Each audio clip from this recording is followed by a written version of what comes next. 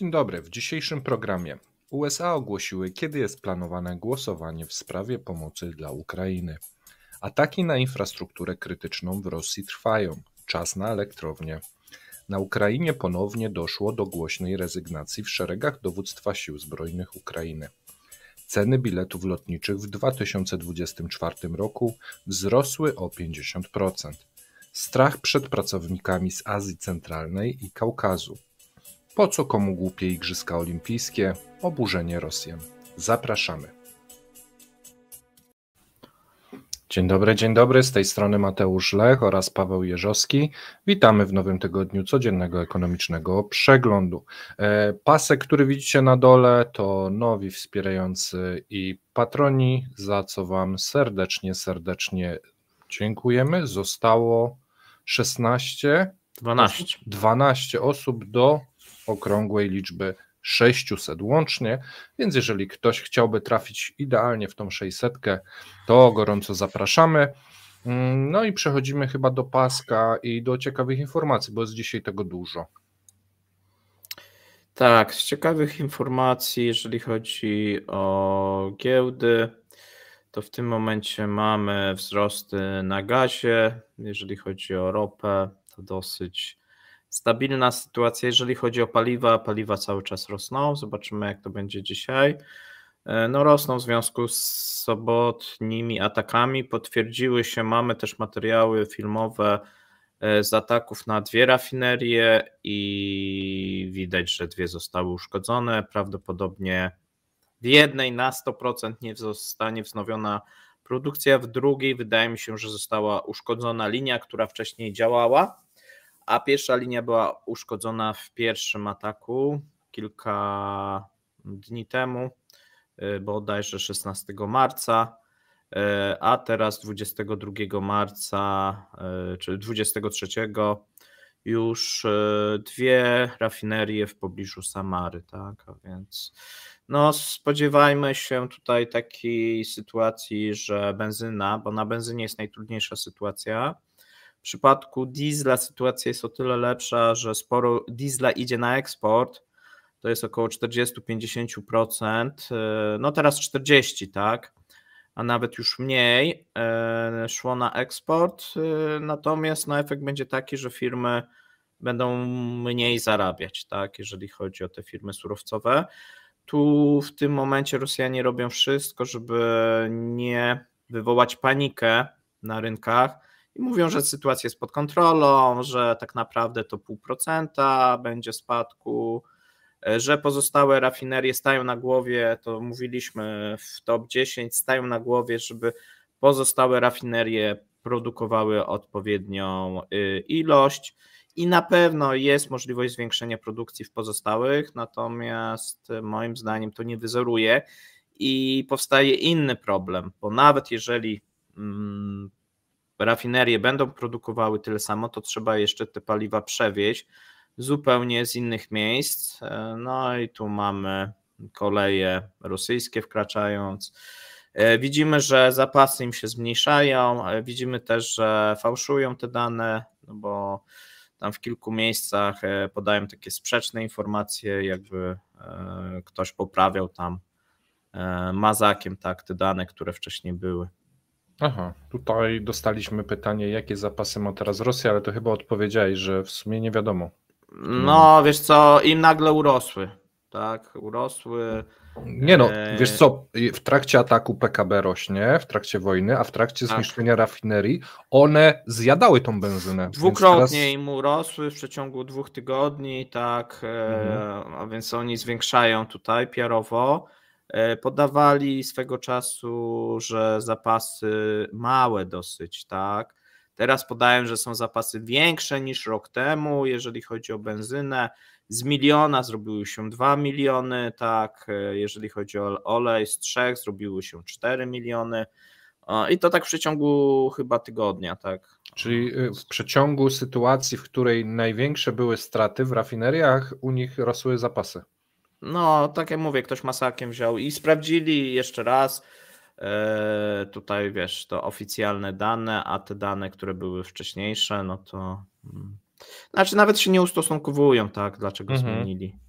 Po prostu teraz Dobra. podają, mówią, że oficjalnie, ja tego nie publikowałem, oficjalnie jest informacja, że Kondradziew chyba tak podawał, 12-13% powinni mieć spadku, ale dzięki pozostałym rafineriom tego spadku w ogóle nie będzie.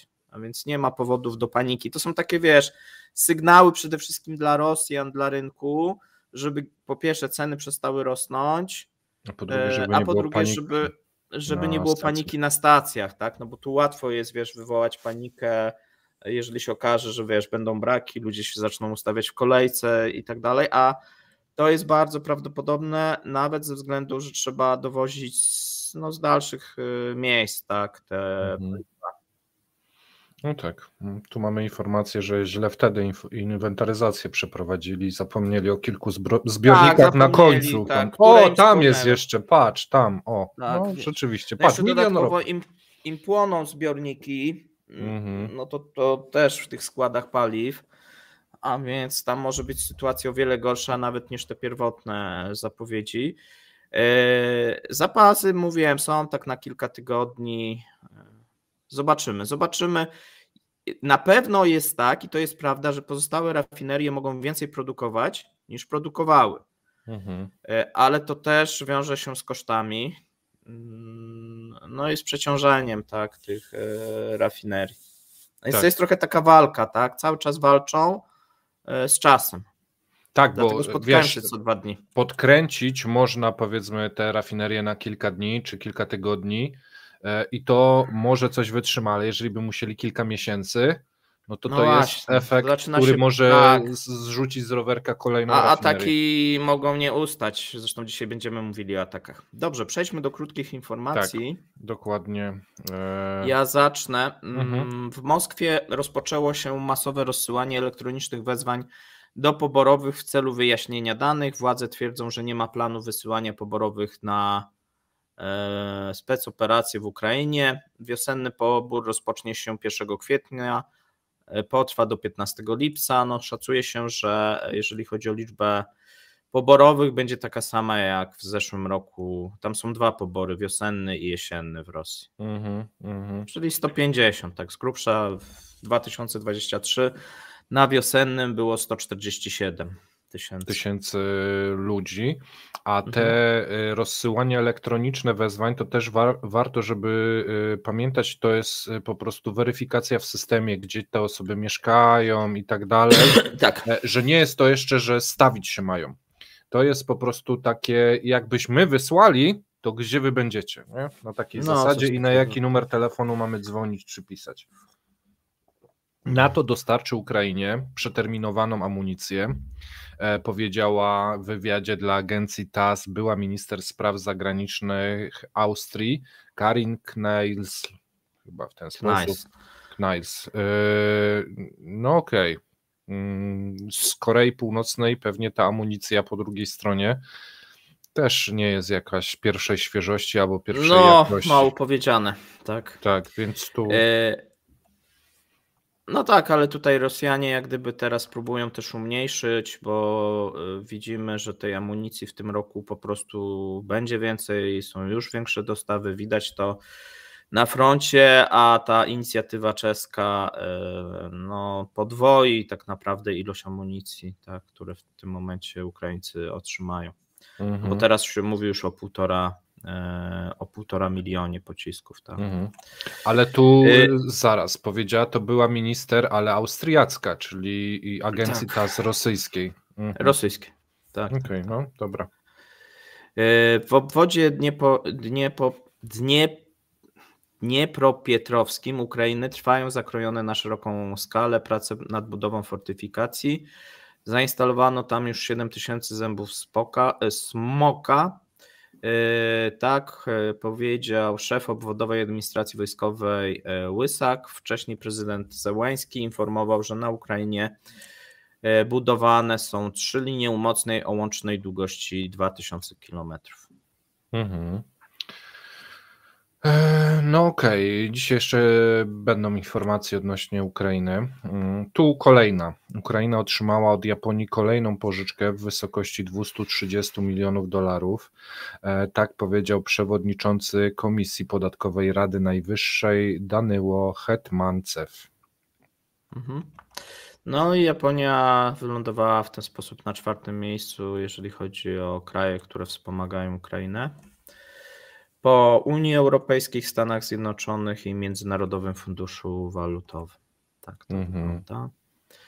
W 2023 Indie stały się największym zagranicznym dostawcą leków na rynek rosyjski, wyprzedzając Niemcy, które od 2 lat znajdowały się na szczycie rankingu. Więc widzimy tutaj również zmianę. Te leki z Indii, pomimo że Rosjanie się bronili, jak widzimy, muszą napływać, no bo nie ma po prostu alternatywy. To jest w sumie dla Indii bardzo dobry biznes, jeżeli są, wiesz, dostawcą. Nadal to nie są duże dostawy, tak. No okej. Słuchajcie, kolejny odcinek telenoweli z USA. USA ogłosiły, kiedy planowane jest głosowanie w sprawie pomocy dla Ukrainy. Speaker Johnson planuje głosowanie w sprawie pomocy dla Ukrainy po Wielkanocy. Speaker amerykańskiej Izby Reprezentantów Mike Johnson ma zamiar poddać pod głosowanie pomocy dla Ukrainy po Wielkanocy. Wiadomo, że zachodnie chrześcijańskie święto to jest 31 marca. Dla tych, którzy nie wiedzą, to już za tydzień. Szef Komisji Polityki Zagranicznej Izby Reprezentantów Michael McCall nie sprecyzował w rozmowie z CBS, w jakiej formie inicjatywa wznowienia pomocy dla Kijowa zostanie przedstawiona przed amerykańskim kongresem. Są oni teraz na wakacjach do 9 kwietnia, więc do 9 kwietnia na pewno się nic nie ruszy. Sam McCall chciałby jak najszybciej zatwierdzić podział środków, ponieważ, jak stwierdził, sytuacja na Ukrainie jest trudna, no ale speaker Johnson uniemożliwia w dalszym ciągu zatwierdzenie zatwierdzonego już przez senatorów projektu ustawy o przyznaniu Kijowowi 60 miliardów dolarów. No i będzie robił wszystko, aby jak najbardziej to przedłużać i na razie jest termin taki mniej więcej kwietniowy, zobaczymy co dalej, bo myślę, że na tym się może nie skończyć i dalej będą to przeciągać. Tak, wiesz co, nie wiem, no są zapowiedzi, że mają to przegłosować po stronie republikańskiej, są zapowiedzi, że jeżeli się nie uda przegłosować, to odwołają speakera z demokratami. To ciekawe. Tutaj wydaje się, też są ze strony Johnsona właśnie informacje, że on jest jak gdyby za tym, żeby zostać na tym stanowisku, żeby nie być Tak, dokładnie tak, żeby jednak to załatwić, tak, a więc tutaj chyba już nie za bardzo jest możliwość przedłużania, chociaż patrząc na dotychczasową sytuację, no to wydawało się też, że wcześniej, że do końca roku zostanie to przegłosowane, a mamy koniec marca, tak, i ciągle jest coś, tak. Tu mamy pytanie, czekaj, od Adama. No tu akurat Marcin się chyba myli, bo Rosjanie nigdy nie mieli potężnych magazynów paliw, no bo oni sobie produkują. To sobie można przeliczyć, można sprawdzić, tak, to jest kilka, tak jak powiedziałem, 1-2 miliony, tak Rosjanie podają. Jeżeli byłoby tak dobrze, czyli mieliby zapasy na 1,5 roku, no to po co by mieli wprowadzać jakiekolwiek zakazy? Tak? Po co miałby być zakaz eksportu benzyny? No przecież 1,5 roku, no to wydaje się, że nie ma problemu, a ten zakaz został wprowadzony tak naprawdę po uszkodzeniu Niżnego Nowogrodu. Już wtedy się przestraszyli, tam został uszkodzony nawet nie przez drony, tylko przez sabotaż system do crackingu benzyny, tak? To już spowodowało, że bali się, że rynek zostanie zachwiany i będą niedobory, a więc teraz sytuacja jest o wiele gorsza. Ja polecam Adamie z Tomaszem Małachowskim komentarz dnia, gdzie opisaliśmy, jak to wygląda i ile trwa naprawa, bo to też jest bardzo ważne. Obawiam się, że tutaj tutaj ta osoba, na którą się powołujesz, właśnie korzysta z tych rosyjskich źródeł i tych propagandowych. Oni takie rzeczy piszą, tak, że mają olbrzymie, no i podają potem ilości i okazuje się, że to nie są olbrzymie, no ale jeżeli ktoś nie jest jak gdyby w temacie, to tak wygląda. Tak samo jak mylona jest ropa z paliwami, to też następne. A paliwa można tak długo przechowywać w ogóle? To też pytanie w sumie zasadne. Tak, paliwo można w miarę długo przechowywać. Tam już dla poszczególnych są normy, natomiast no, jeżeli to przekroczy też normy, to jest dobrze, wiesz, też przechowywane, no to zależy, wiesz, gdzie, w jaki sposób. Tak? Okej. Ale można. Ataki, słuchajcie, na infrastrukturę krytyczną w Rosji trwają. My informowaliśmy o rafineriach, które tak naprawdę w Samarze, w obrębie Samary nie działa ani jedna, czyli Syzran i 2 rafinerie jak gdyby w obrębie samego miasta, czy tam pod miastem dokładnie. No i teraz sytuacja się zmieniła o tyle, że Ukraińcy zaczęli atakować, znaczy niezidentyfikowane obiekty latające zaczęły atakować elektrownie. W nocy dzisiejszej drony zaatakowały elektrownię w Nowoczerkasku, największą w południowej Rosji. Po uderzeniach wybuchł pożar w podstacji transformatorowej. Tak poinformował gubernator obwodu rostowskiego Wasilij Gołubiew. Z powodu pożaru linie wysokiego napięcia 330 kV Tichorecka i Rostowska zostały odłączone. Teraz zasilanie odbiorników jest przywracane. 2 bloki energetyczne zostały tymczasowo wycofane z eksploatacji. W tej chwili pracują 3 bloki. Nowoczerkaska obyło się bez ofiar. W tym momencie Rosjanie sprawdzają, co uległo uszkodzeniu, tak, po tym pożarze. Tutaj kanały telegramowe rosyjskie podają, że w ataku na stację uczestniczyło jednocześnie kilka dronów, a więc widzimy, że to nie był pojedynczy, tylko kilka. Pierwszy przyleciał o 2:30 i potem następne. Ministerstwo Obrony Federacji Rosyjskiej poinformowało o zestrzeleniu 11 dronów, a więc podejrzewam, że oni zestrzelili. Elektrownie spadły i elektrownia się zapaliła, tak standardowo. Oni szkolą tę całą infrastrukturę do strącania dronów i sobie radzą. Tak, Nowoczerkas jest jedną z największych elektrowni cieplnych Zjednoczonego Systemu Energetycznego Południa Rosji. Stara elektrownia z 1965 roku. Tutaj, jeżeli chodzi o samą elektrownię, ona się znajduje 53 km od Rostowa. Ale tu też trzeba przyznać, że to jest już elektrownia za elektrownię, gdyż ostatnie dni to są ataki zmasowane Rosjan na ukraińskie elektrownie. I teraz mamy sytuację walki na wyniszczenie infrastruktury. Rozpoczęło się ostatnie 2 tygodnie na bardzo intensywnym poziomie i ciekawe, jak sobie poradzą Ukraińcy, bo też mocno dostali. Tutaj jeżeli chodzi o infrastrukturę krytyczną, uderzenia rosyjskie o wiele silniejsze, natomiast pamiętajmy też o jednej rzeczy, że Rosjanom tak w tym momencie przynajmniej, oprócz Korei Północnej, która dostarcza jakieś rzeczy, no to nikt nie pomaga, tak, w sposób taki jak Ukrainie jednak. Mówiliśmy o tej Japonii, mówimy o Europie, tak, mówiliśmy o tym, co się dzieje w Stanach. Tutaj Rosjanie niestety albo stety muszą liczyć sami na siebie. W przypadku, bo nawet wymiana czy remont tych rafinerii, remonty tych, to na to wszystko są potrzebne pieniądze. Tak, i części, bo to też może być z częściami problem. Słuchajcie, jeszcze jedna informacja z Ukrainy. Ponownie doszło do głośnej rezygnacji w szeregach dowództwa.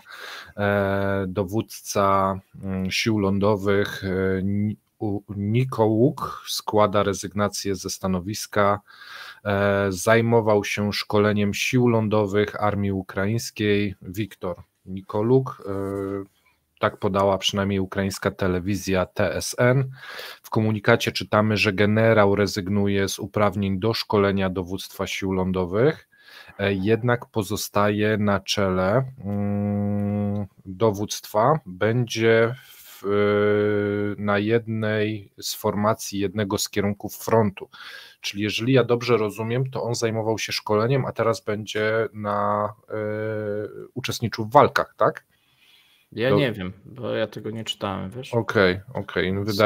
Wydaje się w ten sposób, bo Władimir Załęski ogłosił szereg nowych nominacji kadrowych w armii, więc teraz jest czas takich zmian.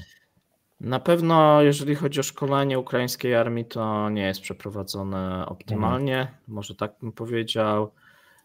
W Rosji też nie jest, ale Rosjanie polepszyli to szkolenie, natomiast w Ukrainie duże problemy.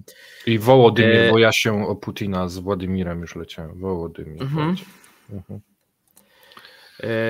Dobrze, teraz powiemy sobie o cenach biletów lotniczych w 2024, bo te bilety wzrosły o 50%, tak przynajmniej się wydaje, natomiast najpierw dane Rostatu. Średnia cena biletów lotniczych na loty w Rosji znacznie wzrosła w pierwszych 2 miesiącach tego roku według indeksu ceny Rostat. W styczniu to jest 34% w ujęciu rocznym, w lutym przyspieszyło do 42%. I tutaj mamy średnią cenę za 1000 km 7200. Tak, to mniej więcej w klasie ekonomicznej oczywiście. A to zapewne nie koniec podwyżek, bo już mamy dane z marca, tylko nie Rostatowe. Średnia cena z lutego przekroczyła już cenę w szczycie sezonu lotniczego 2022, gdzie była ta panika i wszyscy wyjeżdżali z tej Rosji, bo jeszcze można było. Tradycyjnie w miesiącach letnich bilety drożeją na zwiększony popyt, tak czytamy tutaj w opracowaniu Rostatu. Według mnie ludzie się bogacą, coraz częściej chcą latać. Styczeń, luty to nie jest sezon letni, ale dobra, czyli raczej bym się spodziewał, że faktycznie te ceny dopiero się rozpędzają, tak? Bo skoro teraz są podnoszone, a jeszcze w lecie najczęściej i tak są podnoszone, bo jest po prostu dużo chętnych na jakieś loty, to będzie jeszcze gorzej. Natomiast tutaj mamy informację też z Yandex Travel, która agencja potwierdziła dane Rostatowe, powiedzieli, że odnotowali podobną dynamikę. Dane Rostat są zbliżone do naszych.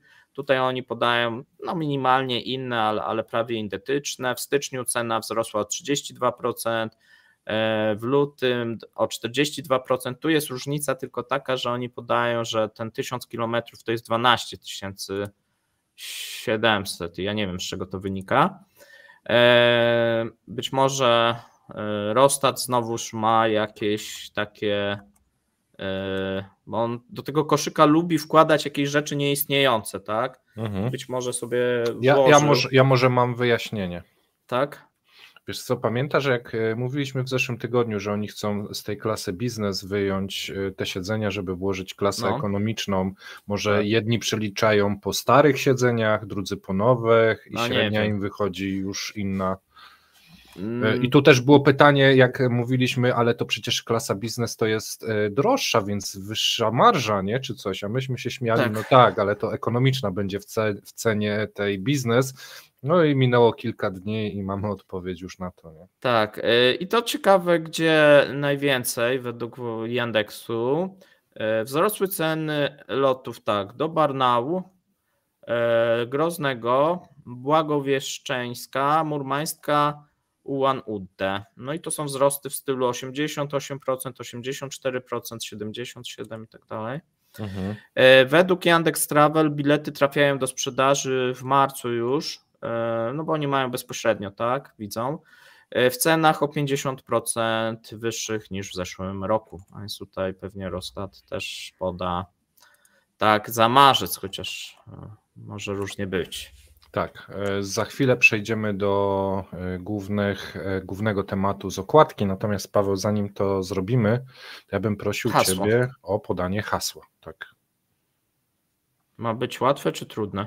Łatwe, najlepiej jakiś kolor, bo ja później zapominam. Dobrze. Oj tam. Oj tam, dobra, to bardzo łatwe.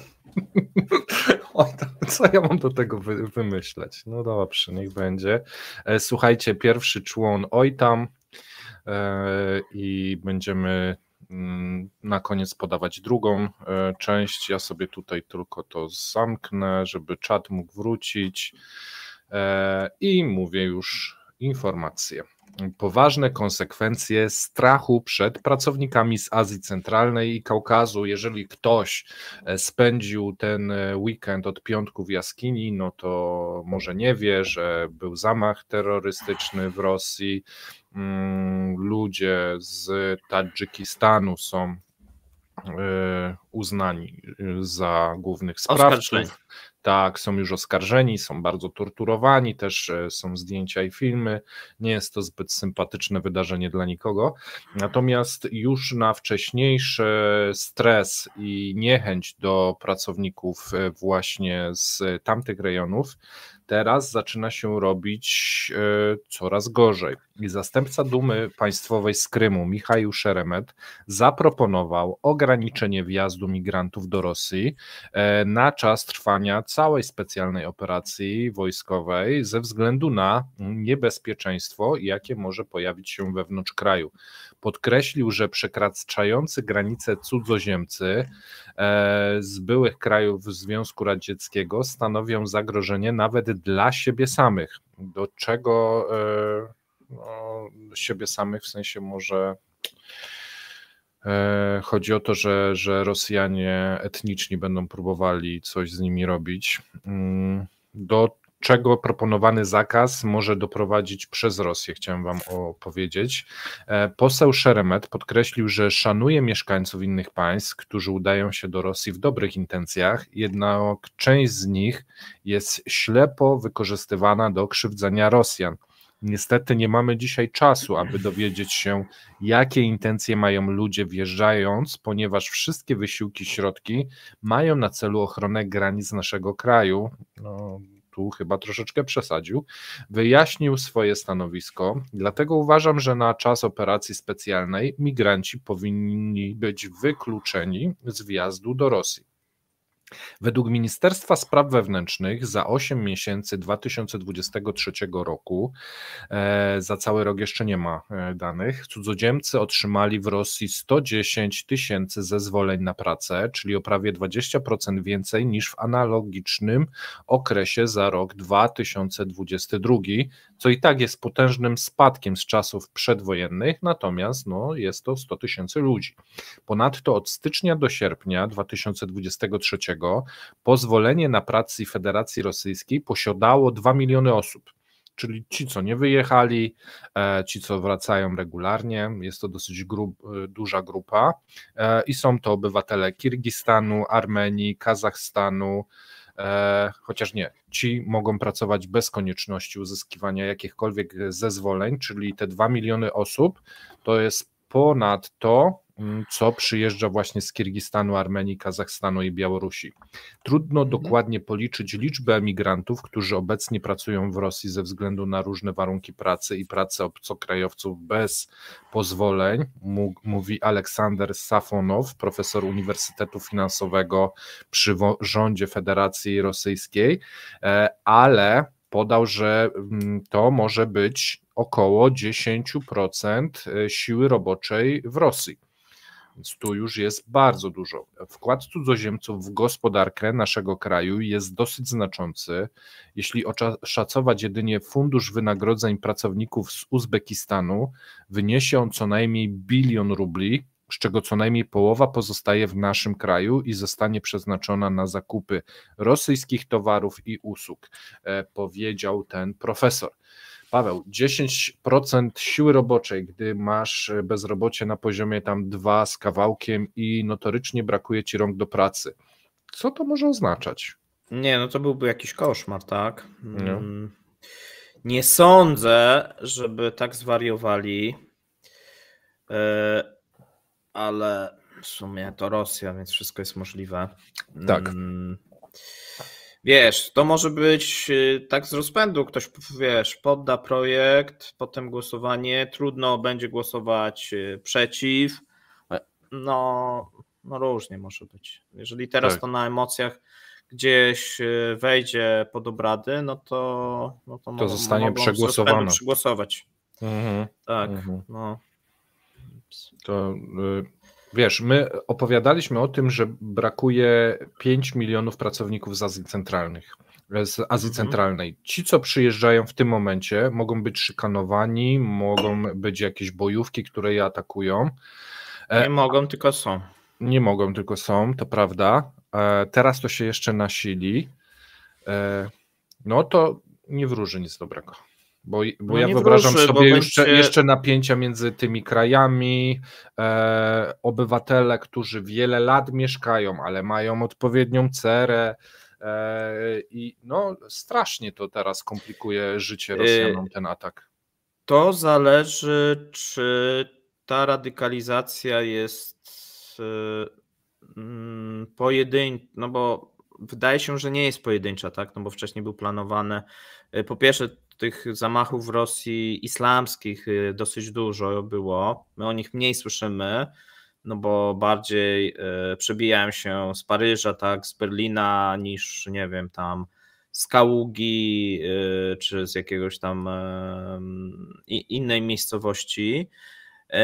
No ten się oczywiście przebił, no bo tutaj wiadomo, jeden z największych ataków takich terrorystycznych, natomiast radykalizacja będzie po obu stronach, tak, jeżeli jeszcze by się okazało, że mielibyśmy kolejny tego typu atak, nawet w mniejszej skali, tak, ale byłby, no to sytuacja robi się nieciekawa, bo w tym momencie oczywiście Putin wykorzysta tą sytuację do własnych celów, do właśnie zwiększenia tego aparatu terroru, natomiast i mobilizacji, i budowania armii. Natomiast jeżeli to by się miało powtarzać, no to wtedy diametralnie sytuacja by się zmieniła. No więc tutaj moim zdaniem, zresztą to widać, w FSB mamy masowe aresztowania, tak? Nie pytają, tylko aresztują, tak? Potem się tłumaczą, jak już ich zatrzymają, tak? A więc są akademiki, hostele, teraz podejrzewam, że dzisiaj będą bazary, tak? Wszystko jest jak gdyby przeczesywane i hurtowo ktokolwiek jest podejrzany o cokolwiek, jest zatrzymywany. Jeszcze sobie pomyślałem teraz, że te wszystkie takie zbrodnie tych weteranów powracających, jeżeli to będzie, wiesz, tylko obywatel, który jest jakiegoś etnicznego pochodzenia inny niż no, taki Rosjanin z Moskwy, to mogą w ramach paniki przypisywać, że to jest kolejny zamach, że coś tam, wiesz, że się będzie nakręcała taka psychoza, nie? W tym momencie. Ciekawe. Mówię, no jeżeli by się to jeszcze powtarzało, to wtedy na pewno, tak? No bo jeżeli to będzie tak i za powiedzmy 2-3 miesiące już prasa nie będzie o tym pisać, tylko o czymś innym, natomiast jeżeli to ataki byłyby regularne, no to wtedy zupełnie inna sytuacja. Dobra, to możemy przejść do następnego, ostatniego już materiału. Po co komu te głupie igrzyska olimpijskie? Oburzenie Rosjan. Myślę, że artykuł Wam się spodoba. Pojawił się na RIA.ru. Pani Wiktoria Nikiforowa opisała przepisy, które MKOL wymaga od Rosjan. Nie zaleca się czytania listy wymagań stawianych przez MKOL naszym sportowcom w związku z udziałem w Igrzyskach Olimpijskich w Paryżu. Tu zwłaszcza przed śniadaniem gwarantuje to wyciek żółci, więc pani Wiktoria już od razu jest oburzona. Cóż, oczywiście brak flagi i hymnu to coś, do czego jesteśmy już przyzwyczajeni. Białe mundury, kombinezony szpitalne lub mundury więźniów z zielonymi tabliczkami z nazwiskami na piersiach i plecach. Na znakach widnieją łacińskie litery A i N, skrót od indywidualni neutralni sportowcy. Bez tłumaczenia na język rosyjski i białoruski neutralni sportowcy nie mają nawet prawa do swojego ojczystego języka. Ci biedni wyrzutkowie nie będą mogli uczestniczyć w ceremonii otwarcia. Biedni towarzysze najprawdopodobniej również nie zostaną wpuszczeni na ceremonię zamknięcia. I oczywiście całkowity zakaz wszystkiego, co może być związane z symbolami państwowymi naszego kraju. Sportowcy, którzy publicznie wspierali specjalną operację, nie zostaną wpuszczeni do Paryża. Inni, ci co nie wspierali publicznie, będą zmuszeni do podpisania olimpijskiej karty pokoju. To bardzo ironiczne, biorąc pod uwagę, że Ukraińcy, których armia zabija obecnie cywilów, i Izraelczycy, których wojsko rutynowo robi dokładnie to samo, przybędą na igrzyska bez żadnych problemów. Wydawałoby się, skąd takie trudności? Cóż, wyznaczyłeś Rosjan i Białorusinów na światowych złoczyńców. Po prostu ich odwołaj. Po co pozwalać indywidualnym sportowcom na start i opracowywać skomplikowaną ceremonię ich upokorzenia? Prawda jest jednak taka, że w tym statusie bardzo potrzebni są w Paryżu rosyjscy i białoruscy sportowcy. To nie oni potrzebują igrzysk. To oni są pilnie potrzebni MKOL-owi, aby pokazać całemu światu swój stosunek do Rosji i Białorusi. W naszym sporcie kwitnie setka kwiatów i wyraźnie różne mamy oceny co do przepisów MKOL. Trzykrotna mistrzyni olimpijska Elena Weible mówi: nie wstrzymujcie się od udziału w igrzyskach, ale plujcie na nich. Inna, Irina Winer, mówi: nasze gimnastyczki nie będą rywalizować na igrzyskach olimpijskich z białą szmatą zamiast flagi rosyjskiej. Jak widać, Rosjan boli i piecze. No i bardzo dobrze.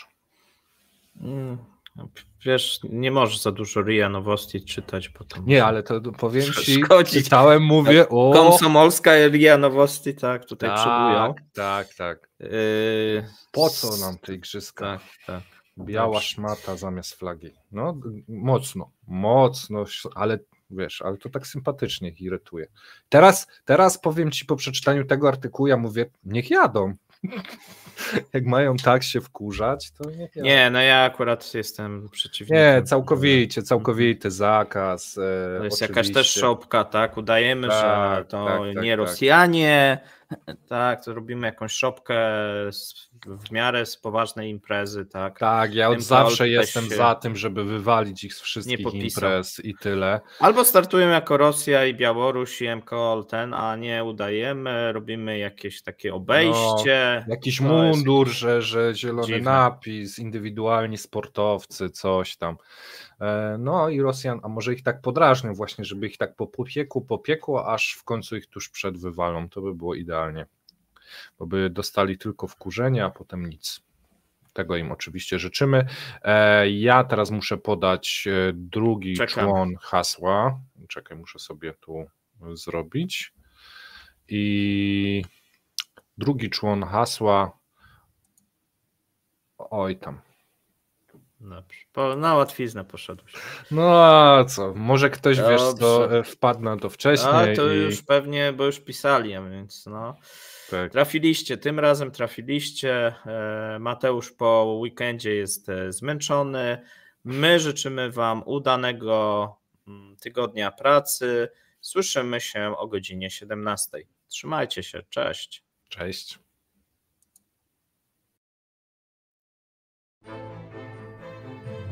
Dziękujemy za obejrzenie materiału do końca.